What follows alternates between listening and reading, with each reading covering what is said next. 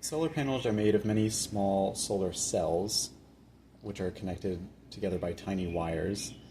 These solar cells make electricity by sandwiching together two layers of silicon that are infused with different chemicals, often boron and phosphorus. Silicon is kind of purified from a rock called quartzite. Quartz is kind of everywhere. Here's an example. The stuff they use for solar cells is much higher purity than this. It has a much higher quartz content, but you get the idea. And that's turned into silicon wafers. Here's a silicon wafer. You can get these online pretty cheap.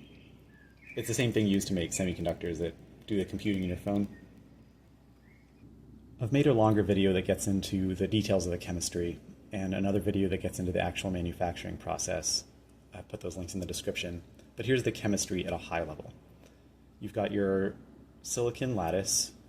It's a crystalline lattice in which each silicon atom, here's an example, has 4 bonds. It's pretty simple. They're in these kind of Y shapes.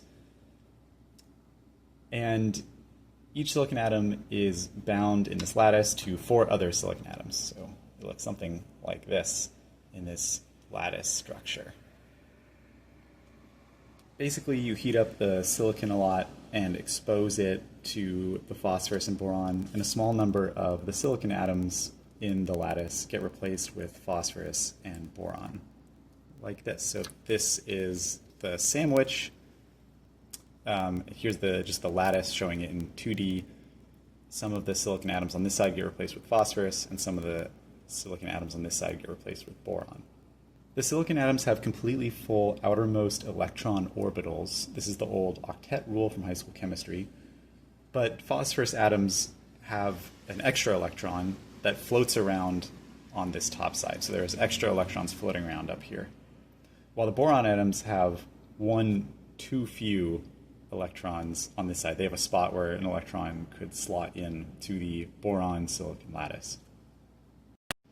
Let's hide the silicon lattice briefly and just show the phosphorus and the boron atoms that are in the silicon lattice. So remember, the silicon lattice is still here, but we're just looking at the phosphorus and the boron atoms. We'll represent the extra electrons with these little red dots, and the spots in the boron silicon lattice where those electrons could slot in, those gaps they could fill, with these little holes in yellow down here. So what happens? Some of those electrons migrate down into these holes, and they fill in the holes, just like that, near the boundary where the two sides meet. This creates a positive charged region here because some of these phosphorus atoms now have more protons in their nucleus than electrons because they've lost electrons on net in this region here. And these boron atoms have sort of gained electrons because that slot, that open spot, is getting filled, and now they have more electrons, which are negatively charged, than protons. So that's going to be negatively charged down here near the boundary. So you got a little bit of a positive charge here and a little bit of a negative charge here.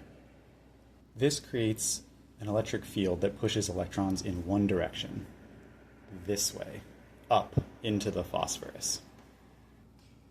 Then when energy from the sun, photons, come down and hit the silicon boron phosphorus lattice in this region, in the middle part, some electrons get continuously broken off of their silicon or boron atoms here, like this, and then they're continuously pushed up in one direction towards the top of the phosphorus because the electric field that was created is pushing them up.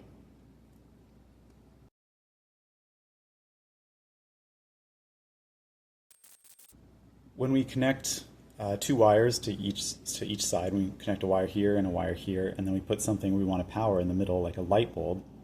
Because these electrons are continuously being separated near the junction and being freed, and then being pushed by the electric field in this direction up towards the phosphorus, there's going to be a gradient that builds up over here, and the electrons are going to want to travel, because they don't want to be near each other, are going to want to travel through the wire and through our load, the light bulb, and then back around. And the flow of electrons in one direction is electricity.